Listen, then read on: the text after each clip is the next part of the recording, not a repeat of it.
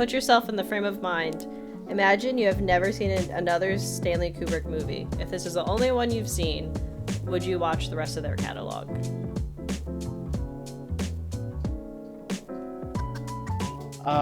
Sorry, I'm turning keys to erase my memory. Good. Hey everyone, welcome into another episode of Pointless Discourse with myself, Hoppocalypse, and Itisdpayne, and Hello. a guest, Nite. Hello, I'm Nite. I play games and do stuff on the internet. I was going to tell you to plug yourself, but feel free to go in further detail if you'd like. Well, that's the high-level summary. But yeah, I play games on Twitch. I do a lot of board gaming, a lot of variety gaming. Play a lot of games with the Pain Man here. And Who's that? I'm giving you a new nickname. Congratulations. Oh, I don't know if I want to be called the Pain Man. The Pain Train. There we go. How about that one? I don't know. We'll work on it. We'll workshop it more. So, is the main place people can find you is on Twitch, or do you have other social media too? Yeah, mainly Twitch, Discord, Blue Sky. Very little on the other social media platforms at this point. Yeah. I don't know. As soon as Blue Sky happened and Twitter does whatever dump it's doing, I'm like, I'm just done with them. I'm like, I think I told Hoppa like off stream. I'm just like, or off when we weren't recording. I'm like, yeah, I think all I'm just gonna use is Instagram and TikTok. I don't want to learn another one, and I never really saw the benefit of it. And then watch, one day I'll be like, I should have done this years ago. But yeah, social media. It did a real good job making me unsocial. Anti-social Cool. media? It's the best kind.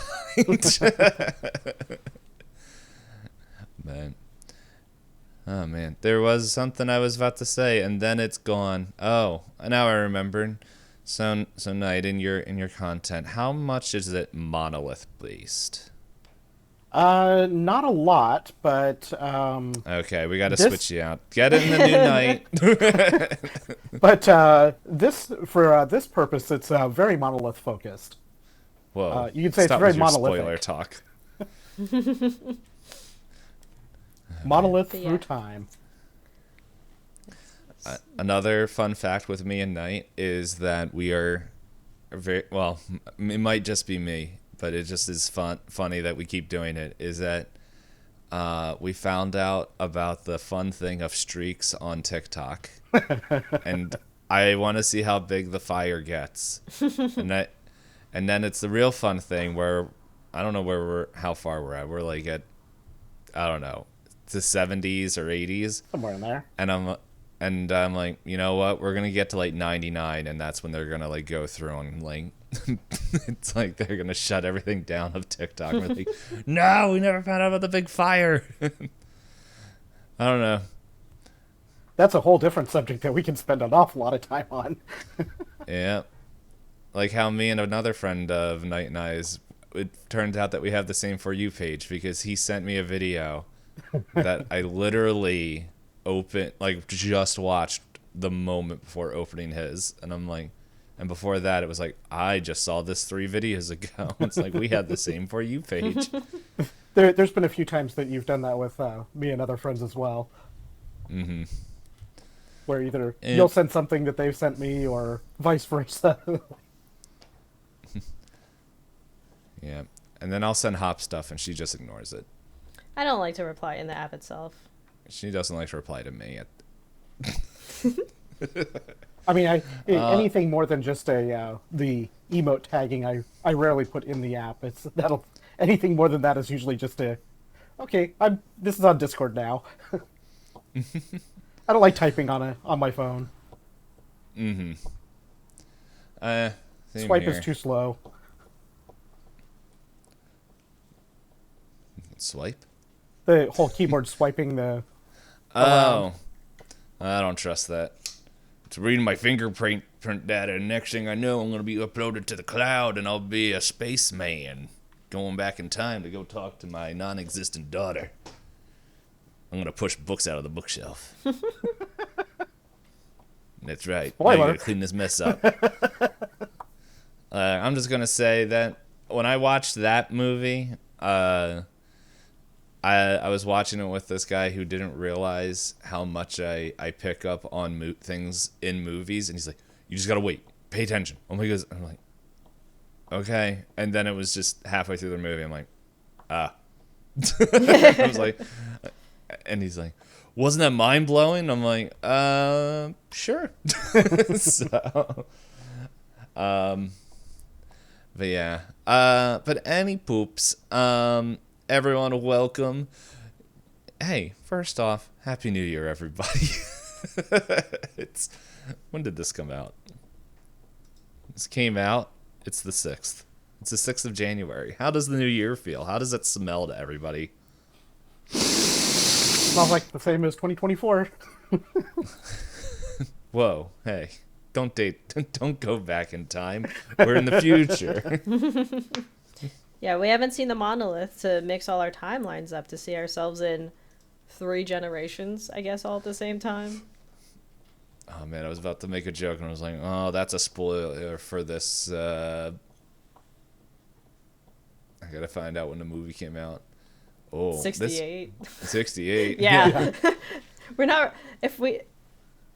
You have to be movie watchers like us to have been spoiled by this movie. But in any case, we haven't introduced what we've kicked off the series with. I mean, you say we haven't introduced it, but I feel like for anyone that knows the movie at all, we've already very well identified it. Or they read the title of the episode. But I also mean that this is the start of the full series for the new year, where Nite has been nice enough to join us for our very first episode of it, where we are watching famous directors' movies. We picked 12 directors and are starting with Stanley Kubrick, and started off with when I finished this movie, I was like, wow, this is a film bro movie. And that's just like my review of it. All right, well, we can close it all up. So, okay, guys. But, yeah. We don't have a fun name for this series yet. I will have to think of the one when I go and start. We normally don't have it until, like, the 3rd episode, because I had to come up with a name for it anyway. Director's Corner. Oh. Director of the month. We didn't invite any directors. They're not in our corner. Yeah.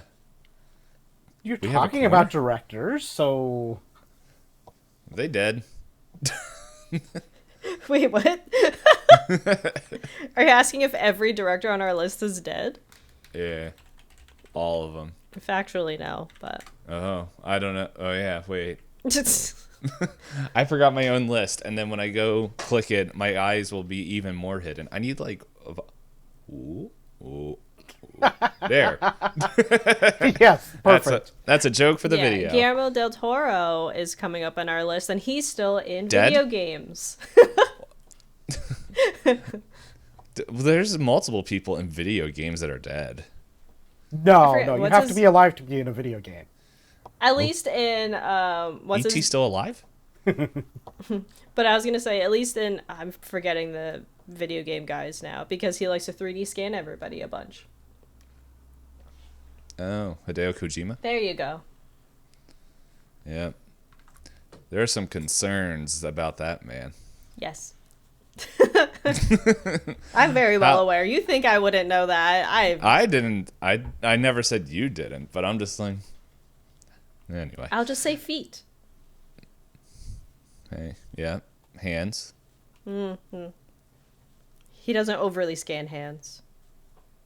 Oh, there's a lot of hands in Death Stranding. But I was just referring... But yes, I know. But he ain't the subject of what we're talking about. And we don't have Tarantino on the list either, so... That'd be a crazy segue. That would be a fun segue to be like, yeah, Nite, so did you watch, I don't know any Tarantino films. The one, Tarantino is Kill Bill, right? No, Yes. that's Bill. That Pulp Fiction, Reservoir Dogs, maybe? All Dogs Go to Heaven. No, just the second Isle one. of Dogs. Charlie and the Chocolate Factory. No, that's Tim Anyway. Burton. Close enough. But yeah, so we are doing that. We have Kubrick, and if you read the title, welcome to a very, I guess, elementary look at 2001: Space Odyssey, because none of us, to my knowledge, have studied film. But we read and intake a lot of media, and we all have microphones at the moment, so it means that our opinions are correct. Yes, and I am a certified hater, so be warned. What are you certified in, Knight? A Is that name a Bluey chatter. shirt? Are you wearing Bluey? I have a Stitch Bluey crossover shirt. I just saw the ears, and I'm like, hold up a second. Yes, I have Stitch and Bluey both doing Yeah. cosplay. So Oh. Bluey is wearing Stitch, they- Stitch is wearing Bluey. Did they touch the monolith? Probably. Wait a second. Probably. Who touched the monolith first, and who became Stitch, and who became Bluey? Whoa, full circle. There we go. Back to that What If series. What if Stitch was actually Bluey? See, That well, see, now I'm thinking we need a Bluey interjection into 2001 and a separate Stitch insertion into it. I've seen a bunch of videos with Bluey characters in Star Wars that are absolutely hilarious. yes, I have seen those. Yeah. Anyway, before I take us down another tangent, Rabbit hole. yeah, for another dice. tangent where we will go and find other things. Yeah, we can roll a dice. We are rolling D12s because we have 12 directors that we're doing throughout the year. You can discover who we chose as we go forward. Highest one's going to give a quick synopsis of the film, 1 to 2 sentences if possible, and then just if you guys are unfamiliar with our podcast, we are going to do that. We have a couple questions that we're going to grade of like kind of basic overview of the movie, and then we're going to set a 30-minute timer for full spoiler, talk about whatever we want, debate, cry, wish I could eat more nachos. Maybe that's just me. And for 30 minutes, and then yeah, we'll close it. So anyway, let it rip. Oh, it's not me. What'd you do? Roll a 13? You On a said D12. highest. Yeah. Well, tradition holds that Knight will be the one giving this. Oh, is that how this like he works? rolled a I think did not roll all a 12. but I rolled a one- 7. I think all but one guest has given the synopsis. Mm-hmm. Maybe all but two. What did you roll, Hop? A 1. 1. Oh, that one definitely is the winner there. And Knight rolled a 7. I rolled an infinity. It's really weird. Is it shaped like a monolith? It's shaped like a beheaded snowman. I rolled an 8. But infinity also works really well with this movie. Sorry, now I cut you off. What were you about to say? Congratulations on the snowman. Yeah. So short synopsis. Different. Let's see. Monkeys find monolith, get big wows, and then Tools. space monkeys. Well, that didn't sound like as a fun of a term. Anyway, humans find another monolith, wows, but then wall robot mad because they don't like them. And then more monoliths. And that's 2001 Space Odyssey. No. So in short, it's Not wrong. it's just yeah. It's not wrong. It's not wrong, but if so that way I don't, as we said, get a film bro very mad at that. In short, it shows different times of human existence as they are interacting with extraterrestrial to even their own creations, challenging their existence and what it means to be human. And with that, we have questions. I'm pretty sure there's a better way to say that, but I'm not scrolling through IMDb to give a paragraph answer. But anyway. Do you want me to kick off the question since you did the Sure, summary? go ahead. All right, so I wrote this question. So put yourself in the frame of mind. Imagine you have never seen another Stanley Kubrick movie. If this is the only one you've seen, would you watch the rest of their catalog?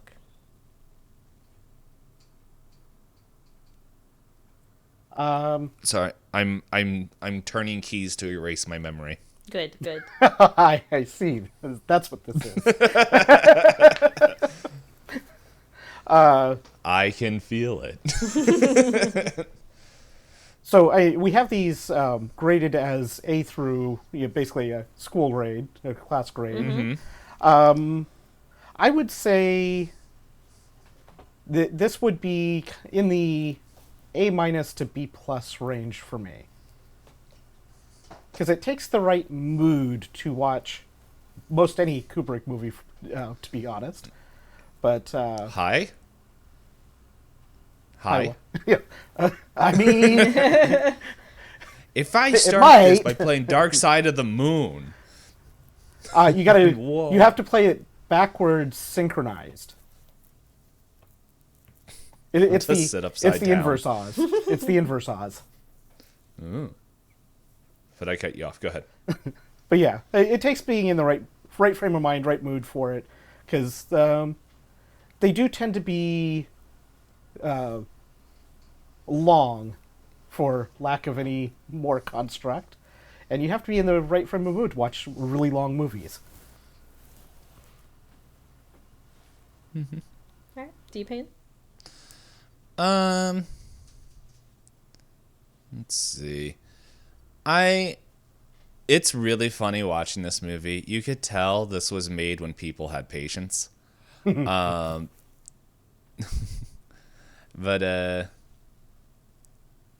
yeah, I think if it was just this one, I think I would be intrigued but hesitant. Mm-hmm. So it would probably be like a B- C+ for me. Yeah, I think I landed in that kind of same like range. I wasn't sure if I landed on B- or C+, because it's one of those like, I can respect how much work he put into this movie, but that doesn't mean it's for me.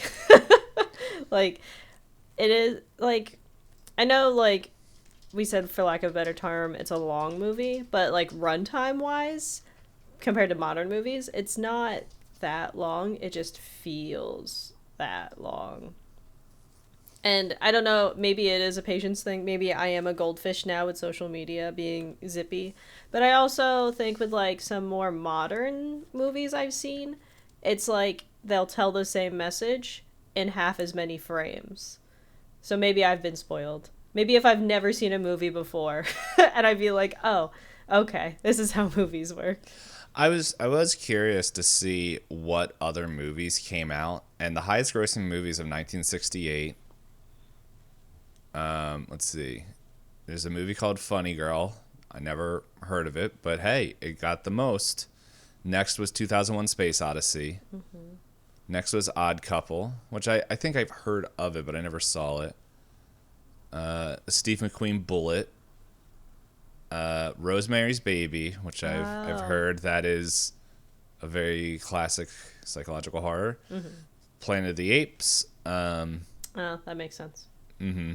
I thought they were in the beginning of this movie too. Yours, Mine, and Ours. I'm not familiar with that. The Lion in Winter, which a historical drama centered around Henry II of England, Exhilarating. and his attempt to establish a line of succession during a family gap. The Green Berets, and lastly, which I have seen this movie, Blackbeard's Ghost. It is a Disney movie. It is a very funny movie. Like I as soon as I saw it, I was like, is that the movie I think it is? Essentially, this guy wins like this thing at an auction. He like sits down on it by accident and breaks it, and he's able to see Blackbeard's ghost. And it's just him going around, like, I forget what he's doing because I saw it as a child and it's been years. But it's like they go to like a gambling hall, and Blackbeard's like seeing them cheat, and he gets all pissed off and is just like starts messing with everything. And then there's like another funny scene where because he can like interact, and so he's just drinking Blackbeard's just drinking all this alcohol, and this guy's driving, arguing with the ghost, and the cops pull him over and just see all this alcohol in his back seat. He's like, I'm not drinking it, this guy is, and there's nobody there because they can't see Blackbeard. Sounds like a fever dream of a movie. Yeah, I don't know. I think it's something I would like to just keep in the back of my mind. But yeah, I was just like scrolling to see what else came out. I haven't seen the original Planet of the Apes. Is it also like kind of slower paced? I think so. Yeah, it tends to be relatively slow paced throughout the whole thing. I did watch all of the Planet of the Apes again early early 2024. Let's see. It's just shy of 2 hours. It's 112 minutes. So what, that's like 150 something around there. 52, yeah. Yeah. But no, it's something like when I used to pay a little bit more attention to movies, there's like in the 60s and 70s, like if we watched more movies from the 70s and like the beginning of the 80s, because normally decades of movies, like it kind of spills into like the first couple of years of the next decade. So like Alien was 72, right? I can double check.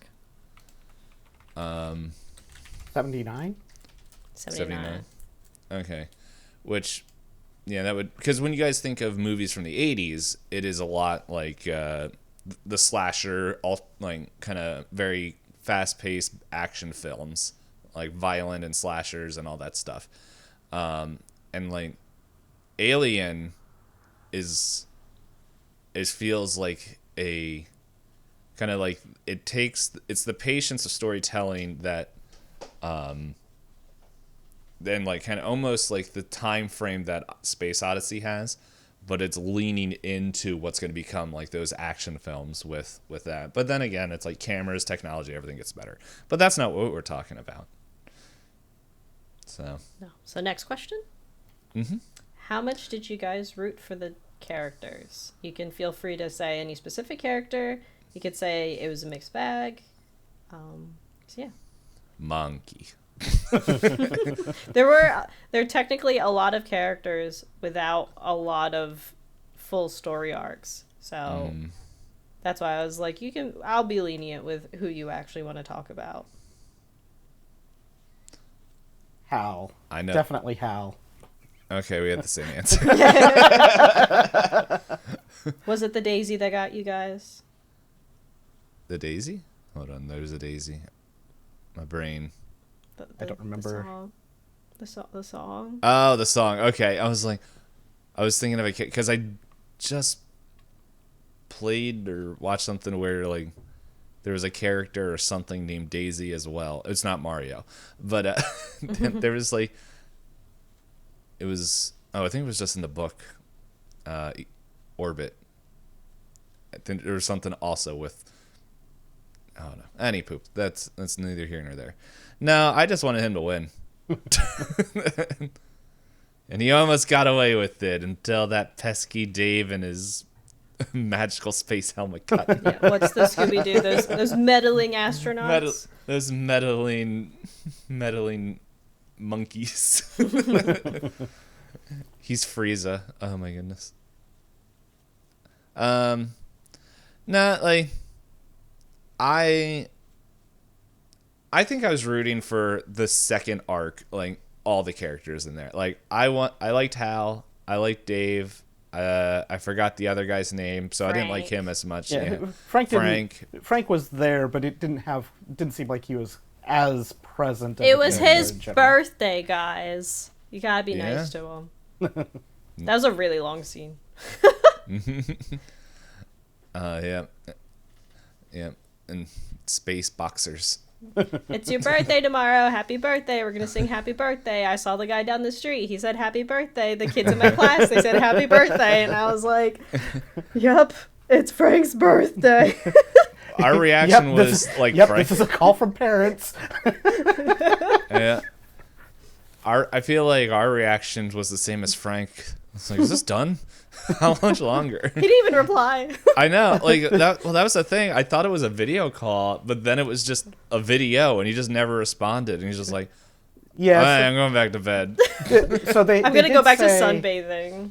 Yeah, so they did say on the transmission that they had the interview that they did that it was a 7-minute round trip at that point, and it's not really clear how much further along in the journey they are at the birthday video scene either. Mm-hmm. So, but yeah, no, I liked the main hero and main characters because like I feel like Dave is the protagonist, but Hal is the main character. That's fair. But after that, I don't know. I like that first monkey. I rooted for the cheetah or the jaguar. Oh yeah, with the glowy eyes. Yeah, I was sitting there. I was like, did that actor just like fucking die? We just had the same question. I'm just because I was like, that's a real big cat, and that's a real guy in a suit. So, I don't remember how many safety precautions Hollywood had back then, but I know it's not a lot. So now I'm just thinking is like Kubrick's just telling this guy is just like, yeah, no, don't worry. Like, it's completely safe and everything. The suit will protect you. The suit will protect you. And then they're just like, oh, he's super dead. He's super dead. And Kubrick's like, all according to plan. Yeah, the way the guy was kicking his feet. Hello, honey. Your husband's dead, but I'm here now. The way that he was kicking his feet, I was like, this is just like a reaction. This is not acting. Yeah. This is... Yeah. And they're just like, everyone's just like, play dead. And like just off camera. That's why there's no dialogue. It's just they're all screaming just no. And I also I rooted for the one monkey with that when they first learned how to fight, because there's something so comical about a guy in a costume playing dead and the other guy just like going at it still. Yeah. And I was like, I understand you have anger issues because there's a jaguar that's been hunting you and you guys sleep on sand and rock. So sure, take it out on this poor guy who already lost the fight.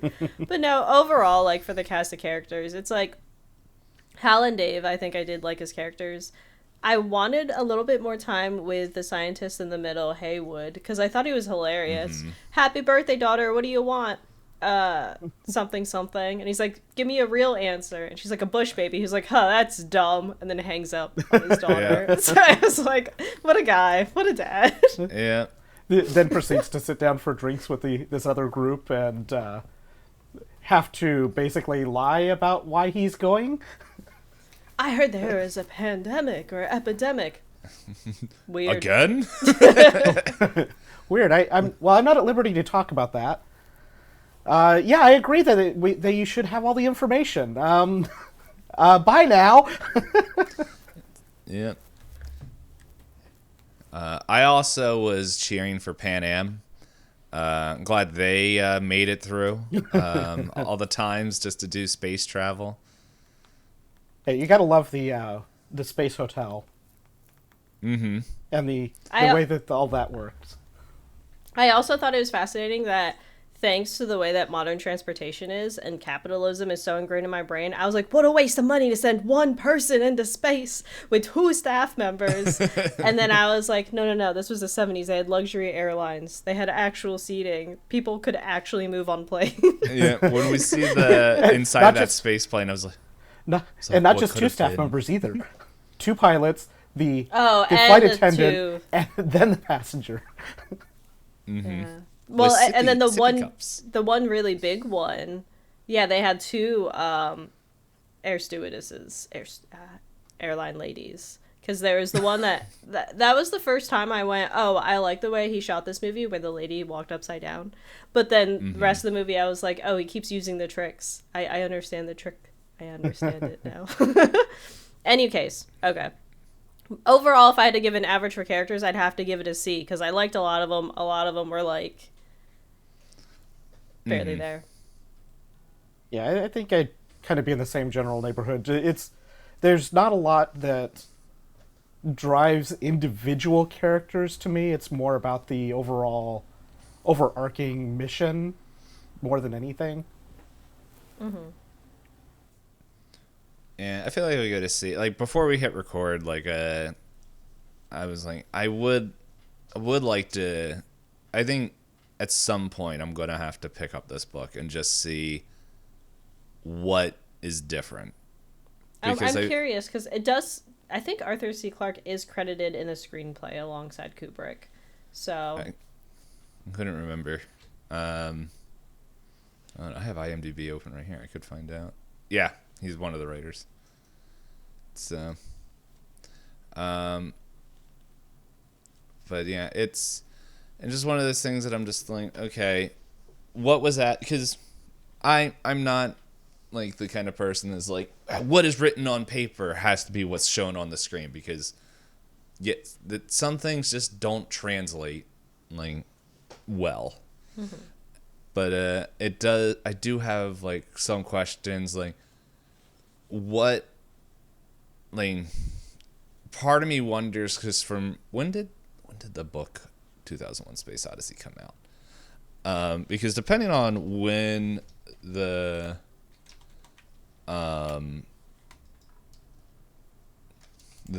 book came out, some of that stuff is, I'm like, oh. It also came out in 1968. Yeah, that's why I was just looking. I was double checking. That's crazy. I think I remember. Is this the movie? I think this is the movie where they wrote the book and wrote the screenplay at the same time. And then, it does say it was developed concurrently. Yeah, and so, but the wiki... movie ending is different than the book ending. So the Wikipedia summary for the book is a 1968 science fiction novel by Arthur C. Clarke based on Stanley Kubrick's film adaptation, which is a really weird phrase. Yeah, I see this other one, the one specifically for the novel. It says the same thing, 1968 science fiction, but it says it was developed concurrently with Stanley Kubrick's film version and published after the release of the film. They both worked on the book together, but eventually only Clarke ended up as the official author. And it's based on a very short stories that Clarke already had. Mm-hmm. And I don't know. No, I'll keep that thought for later. But yeah, so I don't know. That's kind of what I'm wondering, if there's different things, because it feels like the monolith is what connects everything. But like, and then there's just all these other stories. So it's just like, I'm wondering if it's something similar, where it's like more study done on the monolith and all that other stuff and learning. But I don't know. I can't speak to it because I didn't read the book. I was busy reading other books. Speaking of books, what grade would you give the plot? Which one? Yes. Like you said, monolith is an overarching plot. Yeah.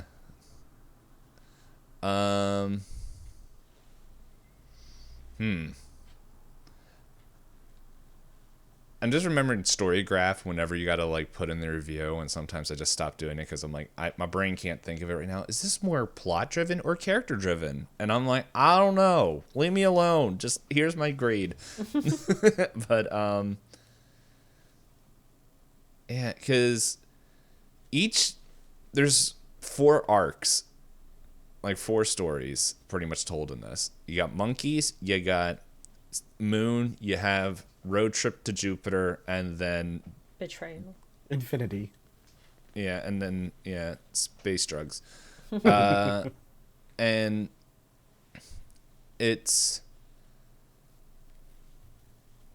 there's certain stories that I think are more interesting that I kind of wish there was more time spent on. And other ones that I'm like, I understand why they were put there, but I wish it was shorter. Like the whole monkey side of it, where it's just like, okay, that the very beginning, I was just like, this, I understand, like, now finishing the movie, kind of what they were what they were trying to communicate a little bit. It could have been done in many less words. Yeah. And so I think I'm just for me personally, I'll give it a C. I think with this movie, I don't hear people talk about the overarching plot. I hear them quote the movie or talk about the certain camera tricks that were done that were groundbreaking for the time. Mm-hmm. I don't hear a lot of people be like, oh my goodness, I just brain could explode while watching some of this, but it's not because of like, oh my goodness, this earth-shattering revelation. It's definitely about the shorter segments, I feel, make the bigger portion of it to me. I don't know. I think I'd go kind of the B- range as an overall. I always have a hard time judging specifically plot, though, because it's more about the experience to me. Mm-hmm. Yeah, that's fair. But I mean, like, I think plot's also part of it, because sometimes when a plot is too off the walls and your experience is like, what did I just ingest? But for this, I think I'm willing to give this a C+, because the parts of the plot that resonated with me really, like, they really hit. But then the parts where I was like, how much longer do I get to have my eyes assaulted? I was like, it's losing points for me. I'm struggling to keep my attention span. And not in terms of like, I feel like I don't have a terrible attention span, but I feel like it's one of those, I get it. And then the scene kept happening. I was like, yeah, I got it. And then I was like, oh, the scene's changing. And I was like, oh, it didn't actually. So it's like, it kept drawing me in and drawing me out at the same time. So I think I land on a C+. So final question. How likely would you recommend this movie to others? I mean, the big thing for me on this is it forms a lot of the core of sci-fi in general, and there's a lot of reference back to it, where seeing it at least once kind of fills in the background to a lot of those references. That's kind of helps them to make sense. Why on earth do we say "Open the pod bay doors, please, Hal"? If you've never seen it, where it's, there's not any reference to why that's happening. So I would say A- to at least see it once. I think that's fair. I think I was landing on I think it's worthwhile for someone to have seen this movie once, but it's not going to be like, I wouldn't recommend it saying like, this is the best movie I've ever seen, but I would recommend it in terms of, I think it's worth watching once, because then I don't know, like, as a piece of media, it is very artfully done and very beautiful, so I think can lead to a lot of great conversations, but it's not life-altering. So I guess I would also land like A-, because like, I don't feel like I wasted my time watching it. I just know I wouldn't watch it again. Yeah, there's a couple movies out there that I would say it was a good movie.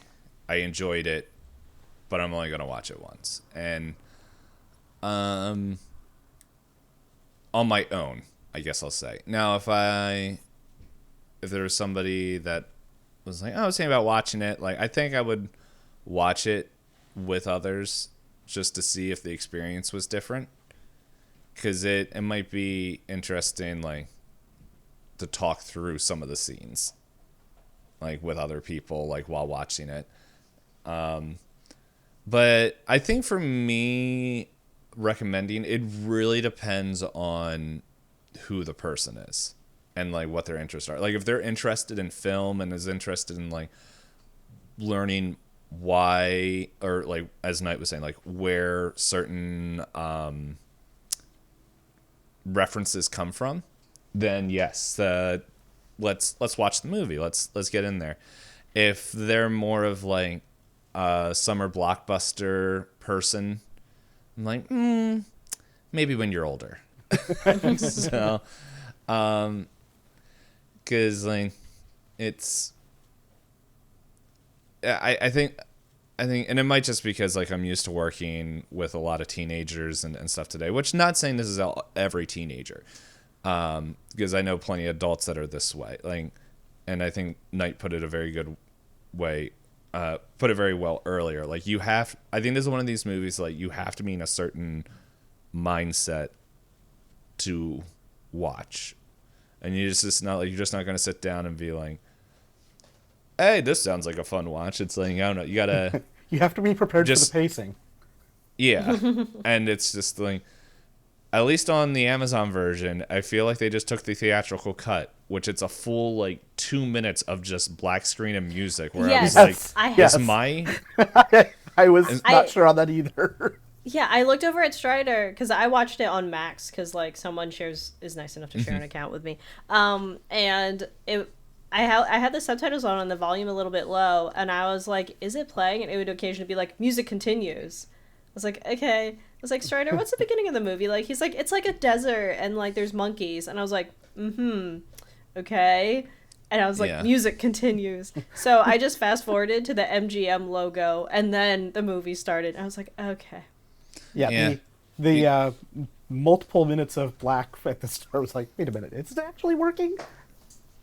I think the intermission, I ran into that too, where I was like, did I unpause? I know I paused. Did I unpause? You want to know something else that's really fun of just me being the brain, like how my brain is wired?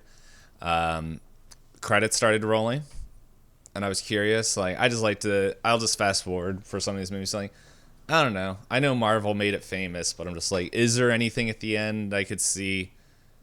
I don't know. Maybe some of these directors sneaking it in or whatever. And so like I just go to the end. There's like 5 to 10 minutes of that song still playing, no credits rolling. Like it's still going. And I was like, what the heck? And I'm like, because I saw credits, I'm like, okay. And then it's just black screen. I'm like, play?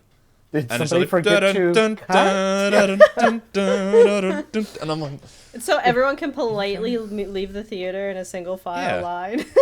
Like doing a little dance. They forgot to cut at the end. Yeah, I know I did that with a few YouTube videos that I edited. Like I caught it at the end, and I'm like, this took 3 hours to render. It's all good. They'll get the idea. But no, I think depending on who it is, like if it is somebody that is interested in film and all that stuff, I would say no. Yeah, I would definitely recommend it. Like I would like a B plus recommended. Like if they like sci-fi and they want to know where some of this like what's like why, like as Knight was saying, like why do they say certain things or have certain reactions? It's like no, I think that's worth going back and checking out the history. That I would say like B to range into A minus, like something around there for somebody like if that is their interest. If it's somebody that's just like kind of that's mainly just wanting to watch like summer blockbusters and stuff like that, I would probably, this would not be the movie I would suggest for them right away. I think that's fair. Right. I don't have a grade for them that I would give to them. I mean, Maybe like, it's the same thing. Like, if I knew someone who's like, oh, I love Michael Bay, I'd be like, all right, we're not watching this tonight. Oh, no, I would have been like, yeah, you can watch this on your own. But any poops. Yeah, so I'm going to start the timer, the 30-minute timer. Spoiler zone for anyone who has somehow now already been spoiled of what this movie is. Hey, to be fair, this is the first time I watched this movie. And it is also the first time I've watched it. I thought there was sections that was just this movie. But anyway. Surprised, it was not my first time. I know it's not your first time because you're like, I'll watch this again. Funny enough, before I start the timer, I told Hop, I'm like, okay, yeah, let's ask Knight to do this. I can 99% guess that he's going to choose 2001 Space Odyssey if we give him this option. So, and you said yes, and I remember you said, and it was like, I was pondering watching one of the other two that I had not actually seen. The other Kubrick movie that was on the list that I have seen. Do I spoil what's the episodes that's coming next? I think we already mentioned it. The next one? Yeah, you can say what the next one is. We'll say it again at the end. So Clockwork Orange is the other one out of the four that they sent that I have seen. And Clockwork Orange is an experience, and I didn't feel the need to repeat the experience.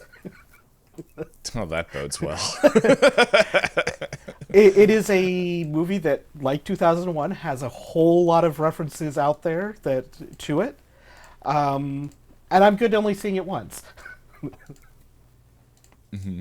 Where 2001, I can watch it more. It's fine.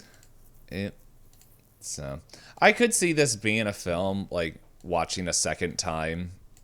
Like, I'm wondering if there's, like, things where it's just like, oh, didn't notice this the first time I watched it. Like this, I wonder if Kubrick is like that, where it's just like, okay, now that I know what I'm going into the second time. But anyway, Knight's watched it like 37 times already, so we can... Not quite that many, but a few. But I'll hit start, and yeah, if you guys don't want to be spoiled from a movie that came out in 1968, well, first, sucks to be you, but also, hey, we're going to start it in 3, 2, 1, boom. Monkeys. So here's a fun question. No. Did Hal mispredict the commentator failure?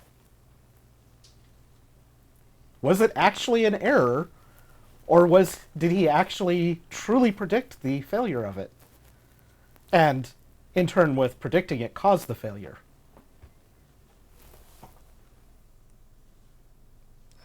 Hop. The way that I viewed it was that, so it's very well known, like, now that we've seen all the movie, is that Hal has a secret mission that he needs to keep secret from everybody else.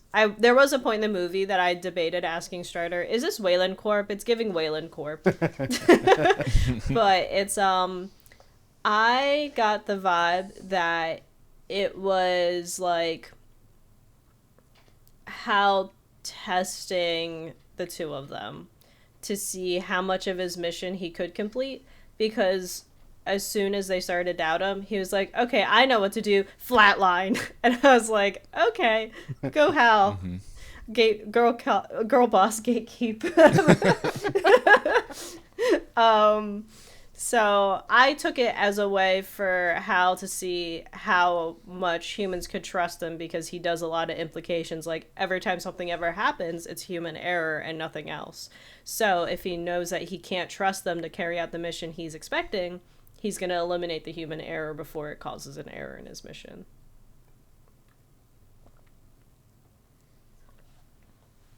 I've read a lot of classic sci-fi. Your take, Dpayne? No. Good talk. Yeah, no, I was just, when I was sitting there, I was just kind of taking it all in, and then And I was just like, yeah, it's like, okay, there's an error. And then, I don't know. I'll be honest, didn't give it much of a thought. I was like, oh, was he seeing how much he could work on there? It almost felt like that interview that they did where it's just like that they were all watching and playing and all that stuff. Is like, oh, do you think he has emotions, or how's emotions, or how much can you trust? Like, almost put like that seed of doubt into Hal, and it was almost like, yeah, I think the exact question was, do you hate having to rely on humans to carry out your tasks for you? And he's like, no, I love Dave. I was like, oh, did they kiss? I have a stimulating relationship with Dave. I was like, oh, they should kiss. I don't know. Maybe that's where he got that green helmet. No, Hal already yelled at him and said, you can't use my back door, and you shouldn't use back doors without consent, people. Well, that's an interesting turn on that. And he just forced himself in there. Well then. This will be the last time Night comes to our podcast. But none of you have said I was wrong, so I'll take that. Not wrong. I just hadn't really thought about it that way, but nope, not wrong. Welcome to the podcast. Welcome to 2025, a space discourse. Yeah.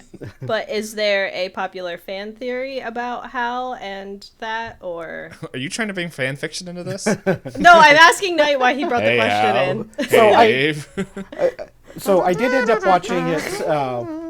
I did end up watching it twice, just between the last couple weeks, and I didn't really think about it the first time I'd rewatch because it's been years and years. But when I was watching it today, I'm like, Hal claims that this antenna is going to fail in 72 hours. They go replace this particular component, bring it back. They test it.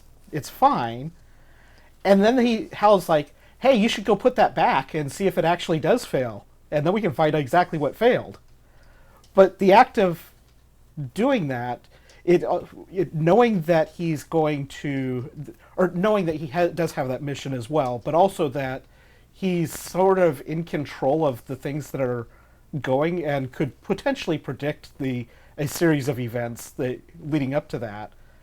The act of saying it's going to fail could be the point in which it basically is going to fail because the events are set in motion by that statement. That's true, because they implicitly trust Hal to handle anything electronic while they have the people on there for more or less make sure Hal is okay. Yeah. I don't know. I was just thinking this is Among Us. Hal was the imposter. I laughed so hard when Frank's body flew across the camera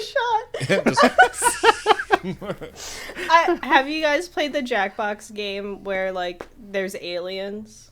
And you have to vote for who the odd one out is? I don't and, like, you know launch that him specific Jackbox game, but... I'll find the name of it. Yeah. I know what you're talking about. Oh, I did mean the way that they float in space was very much how Frank's, like, ragdoll was, and I was like that. And then Strider's like, well, it's kind of giving Among Us. I was like, yeah, but they don't have limbs in Among Us that, like, flail like that. Yeah, the overall, I would say the general physics were decent, but there were definitely some spots where it's like, yeah, that's not how that works at all. That's not how space works. The game's called Push the Button. It's on Jackbox Party 6. Yeah, I'm gonna see if I can find a picture of the aliens being launched out, like... Because it is very much... It's like Among Us, but with, like, actual trials where you test people versus just random. Mm-hmm. Sorry, we cut you off, Knight. You were saying random physics tasks to complete.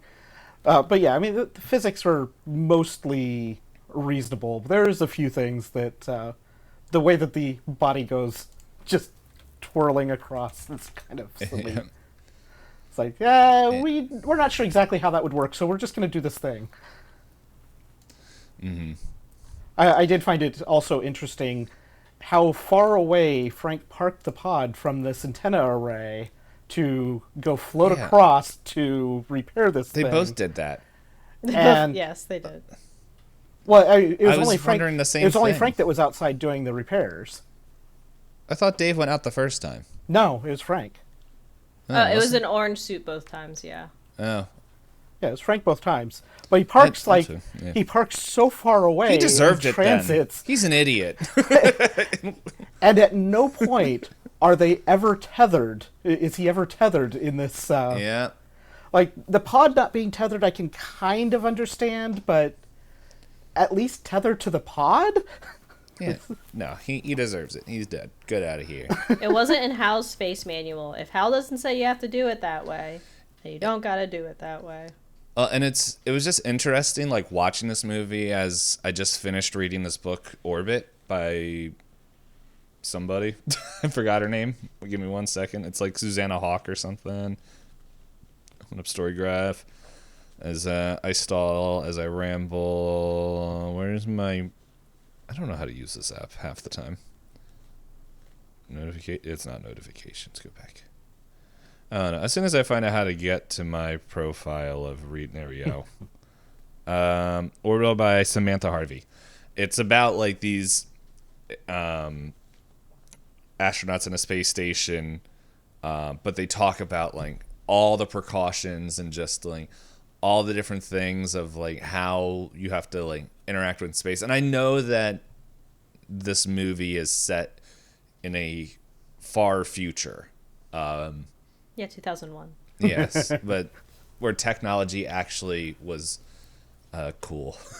Like, there is a lot of cool technology, but it's just like, didn't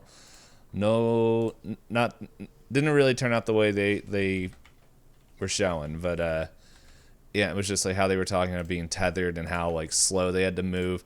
I wanted to see them in the second story when they're going to see the monolith on the moon. And they're like eating sandwiches, yeah. And it's like, oh, do you want something to drink? Yeah. And they all hold their cups like this and are getting ready to pour, and it cuts. I'm like, you cowards! I wanted to see how that came out.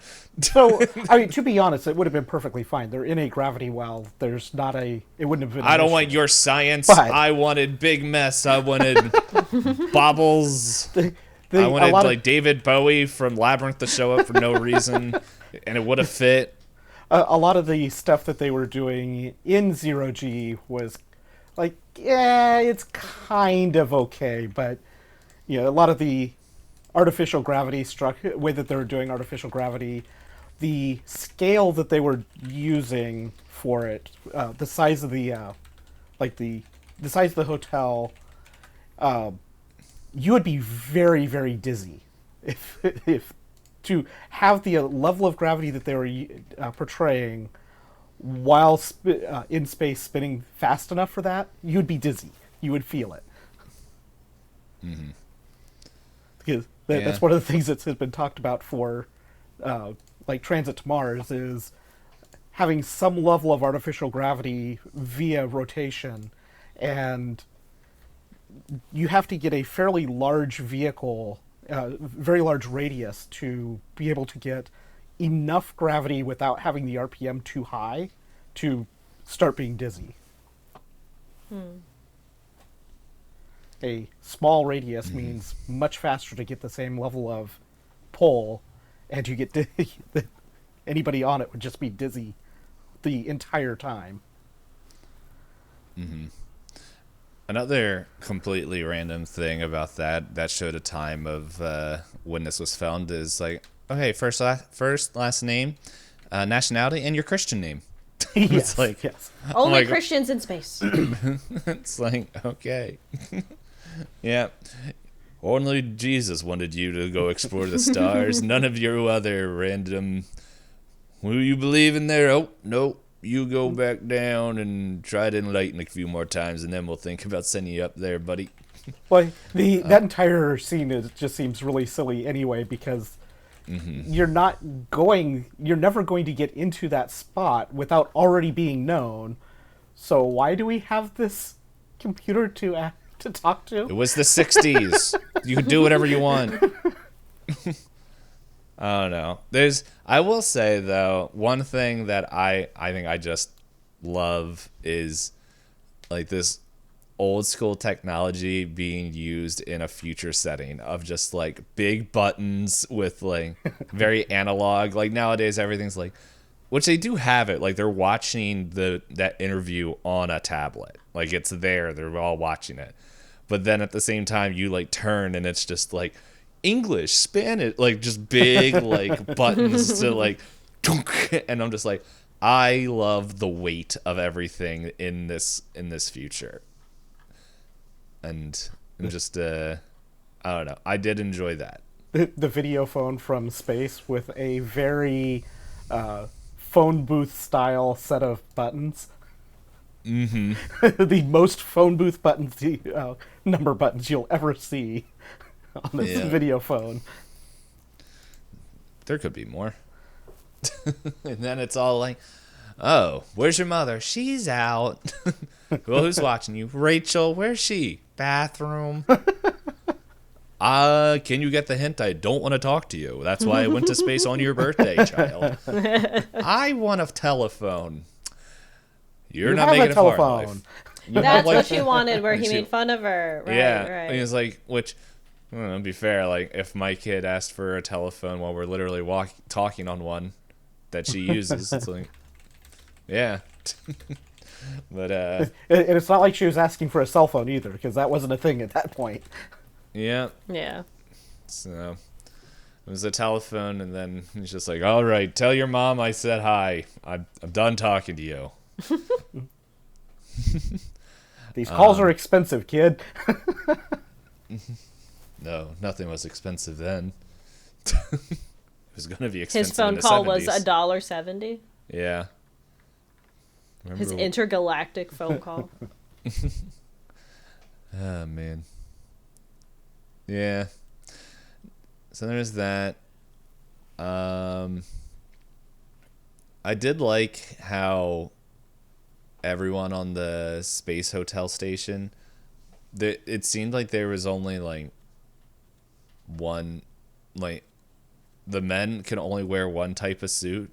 Women can only wear one set of dress. Like there was like nothing in there. Very much all the uniform stuff and everything. Like I don't know. Standard issue clothing. Yeah. It's like it would make it easy. I know some people in my life make fun of me because it's like, for the most part, I'll buy like 8 of the same t-shirt at the same time because I'm like, I don't want to think. I just want to grab and put it on. Like, no, you're just thinking like a CEO. Yeah, I'm smart. Don't shoot me. I haven't done anything to ruin the world. I would have liked to have seen the dropship leave the hotel, the big spherical dropship that they landed on the moon with. Oh, yeah. Because where did that thing dock on the station? It was in one of the parts that weren't built yet. I will say there's some parts where for scale. Sorry, I jumped in front of you, but like the way they do scale, some of it was pretty cool. Some of it, I'm like, that didn't translate well. Yeah, there's definitely parts of the scale that's like, okay, that scale seems appropriate, but then other scale matched up to it does not seem like it is in the same scale. It doesn't make sense.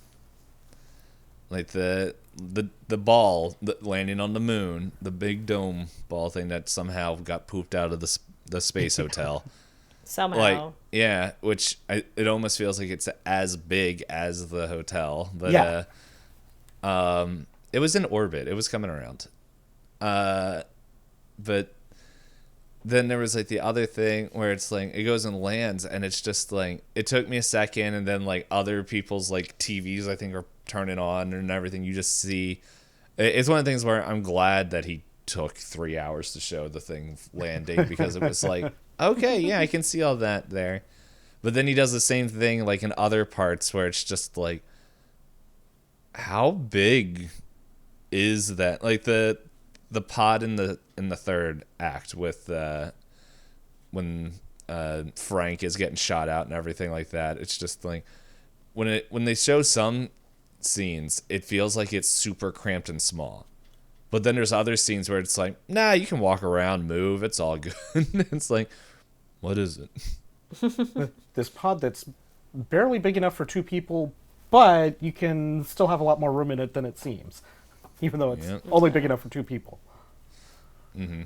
Also, I find it ridiculous that Dave and Frank know that this stupid computer is so smart, it can do all these things, it can run the whole thing, communicate all that stuff, and it's like, you don't think the dumb thing can read lips? I liked that cinematography of it going back and forth, but yeah, also the idea that Frank was like making eye contact. I hate that. Yeah, that thing. Like, and I was like, Frank's asking to die, man, because he's like giving it hate glares, and it's like, if look, it can but don't see make it too obvious.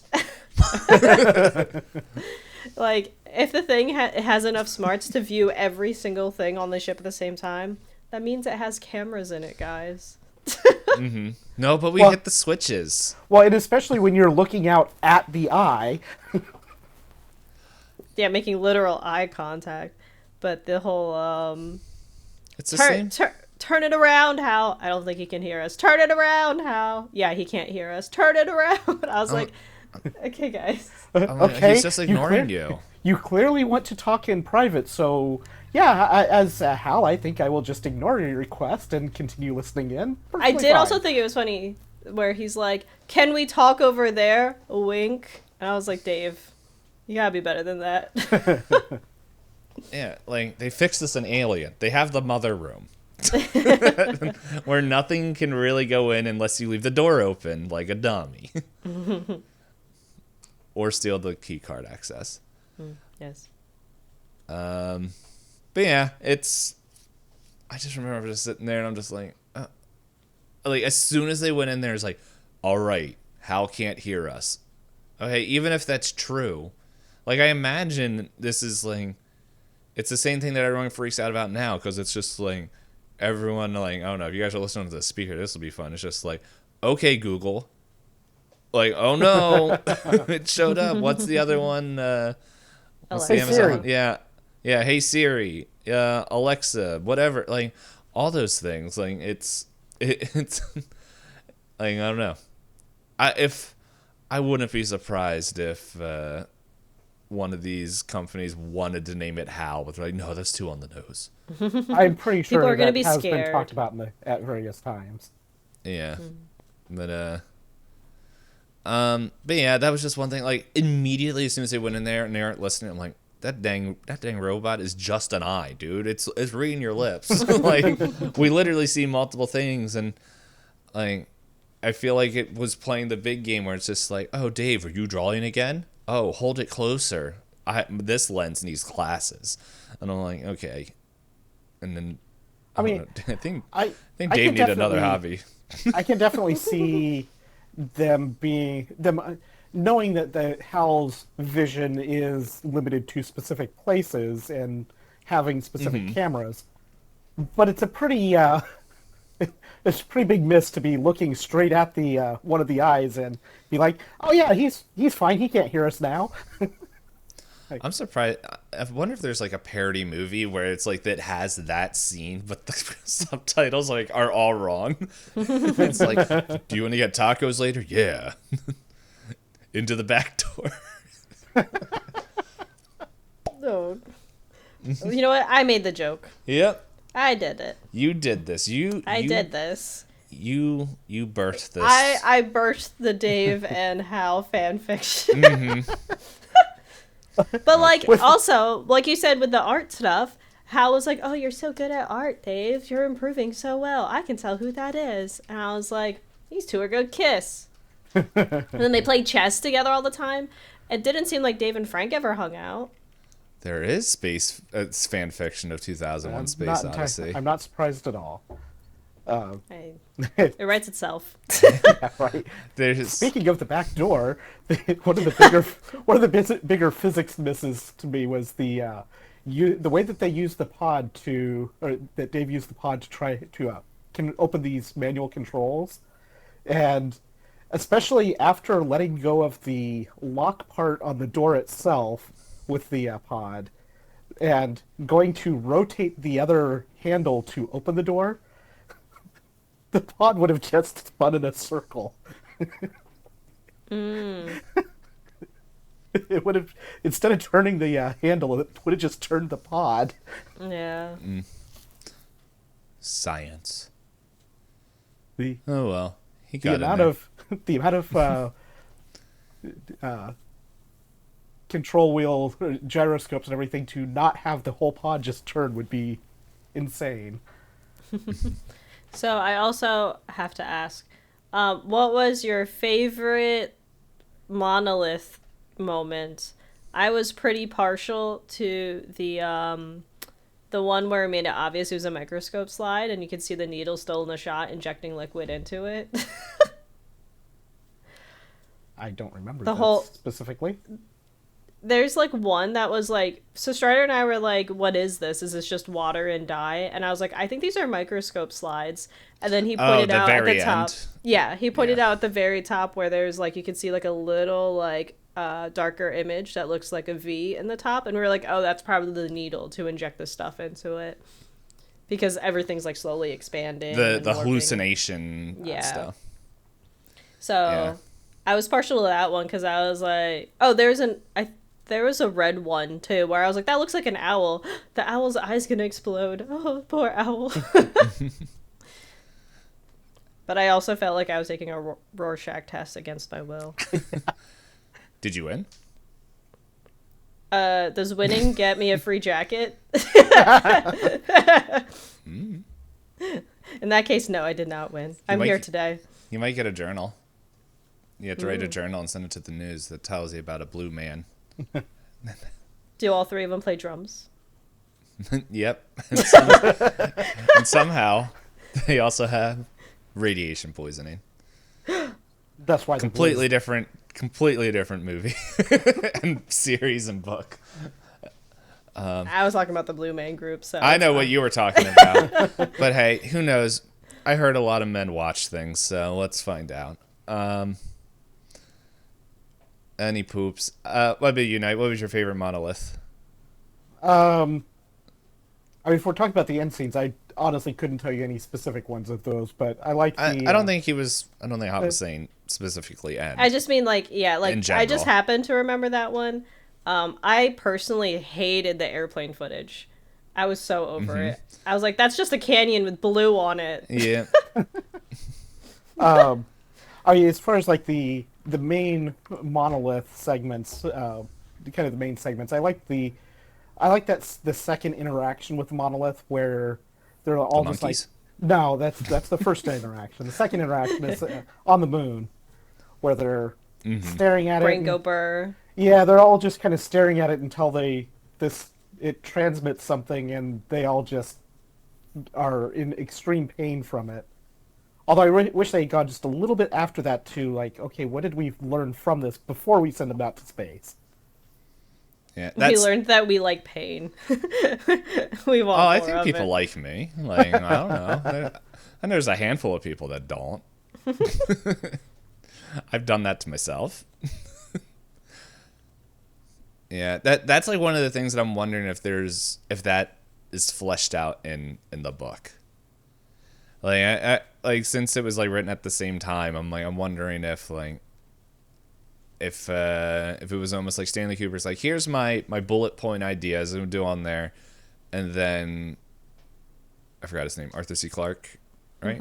I was like, okay, well, let's make this connect a little bit better.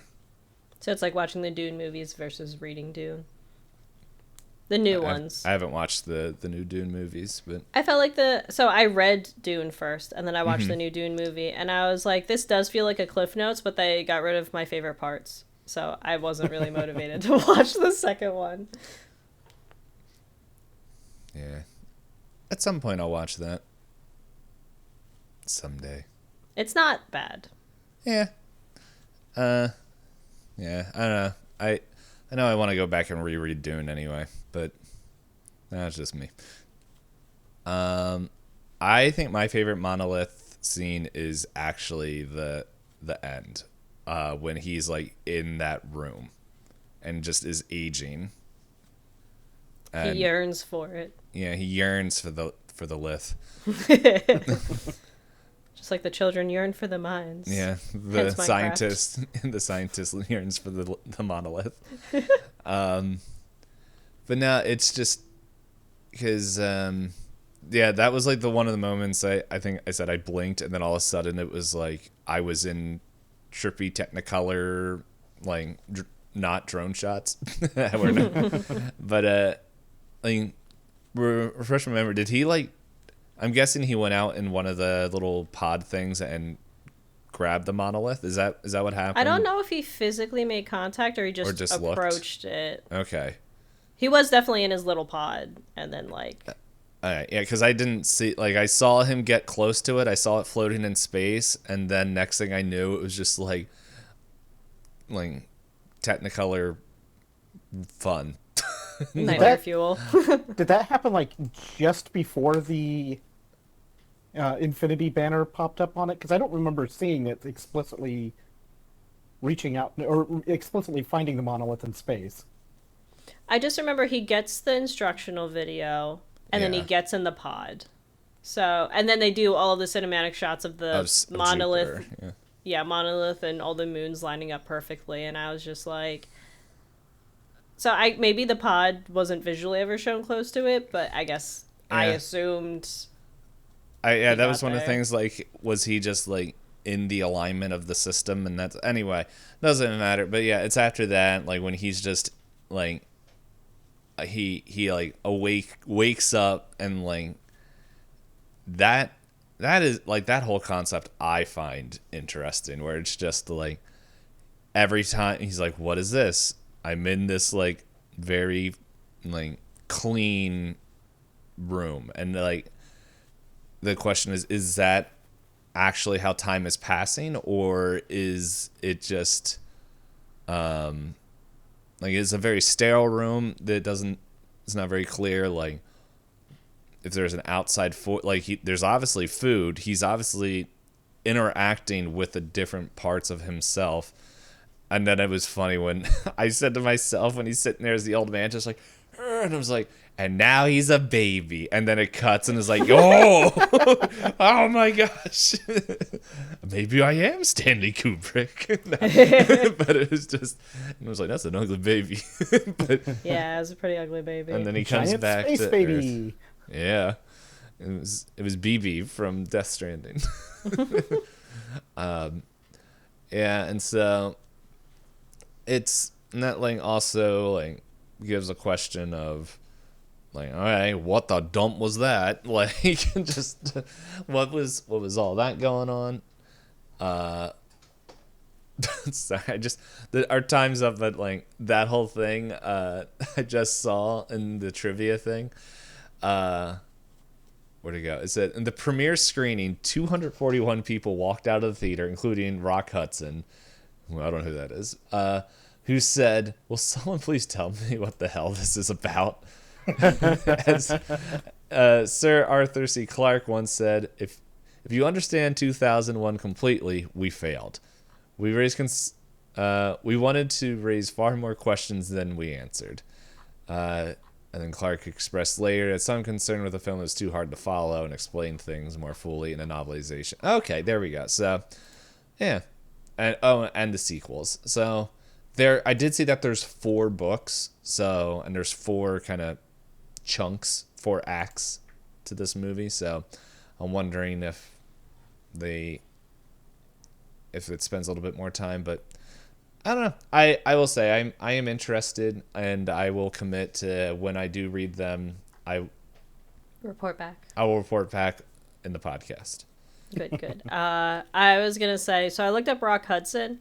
He was just a prominent like movie actor of the time. Like he was in leading roles in like the late 50s into like the 60s. Mm-hmm. So that's probably why he's quoted. But one of the top Google searches is what was Rock Hudson's double life, and he was like, he was also gay. It's like, or he just was gay and No, closeted because he of the was times. also. He was straight and gay. Was he bisexual? Perhaps. No, he was also gay. How is this so hard to figure out? But apparently he has an HBO documentary about his life. And He's gay? having to leave- how he was also. At the very end, have this whole documentary at the very end. Oh, and by the way, he was also gay. What? And then, bam, bam, bam. It's just that phrasing caught me off guard. But in any case, yes. That was a good transition to get it all together. I said to Strutter, unfortunately for this movie, the music has been memed too much that every time dramatic music played, I was like, heh. And I imagine different memes I've seen attached to the music. And now you know why those memes exist. With using this music. Yeah. We have been chatting for a while, so do any of you have any final thoughts about movie? I was trying to see if there was any fun, like, goofs on here. Like, I know we said a few. I was trying to scroll to see if there's anything fun. I found a site that had like 500 some odd various little bits and pieces. But the funny thing is that site never really addressed the one thing that I still question, which is when Dave enters the back door. Hey-o! Happy to be here. It's there now. So when he enters the back door, That's gonna be the cold open, not that, but like the whole introduction. If I can find it. when Dave enters the back door without a helmet on, and then leaves the back door with to go into the rest of the ship with a green helmet on, where did this helmet come from? Because it's not addressed as far as I ever saw in the movie. It is hard to get protection when you're already in there, huh? Yeah, I've not seen any fun goofs. That's all like, oh, we missed the thing. I think a lot of the goofs that I saw listed were very, very technical, minute things that it's like, Yeah, okay, like this you're wasn't in the same putting way position. too much focus on that. Things like the bone at the very beginning going one direction when at one point and then coming down the opposite direction. Like, okay, let's definitely address meaning to this. Do you want to know what I think was a fun goof that maybe it isn't here, but I missed it? Whenever they would show and it was like the silence of space and all you could hear was the breathing, and then they would do like a shot of the person and they're just perfectly fine. There's like, they're not even like breathing hard. I was just dying laughing at that. Yeah. The breathing in the spacesuits was very heavy. It was very heavy. Let's see. Here's another fun thing that has nothing to do with what we said. When they said Dr. Pool, I misheard it and heard Dr. Pooh. And that's all I was thinking about until they actually said his name. I was like, really? Dr. Pooh? It's quite a name. But any poops. Yeah, we are going to end this episode with that. We've already hinted what we're watching next week. The Never-Ending Backdoor. So, you've read Clockwork Orange? Okay, Yes. I don't have to say anything. But yes, we're watching Clockwork Orange, and yeah, and so we're doing that. Knight, thank you so much for joining our backdoor talk. Thanks for having me. But yes, it's always fun to have you on, and yeah. So if you guys want to check his stuff out, all the links below. It'll be somewhere below wherever YouTube and podcasts put them now. They will be there, so check them out. And if we have nothing else to say, all right, time for us to be giant intergalactic space babies and zap on out of here. Bye-bye. Bye.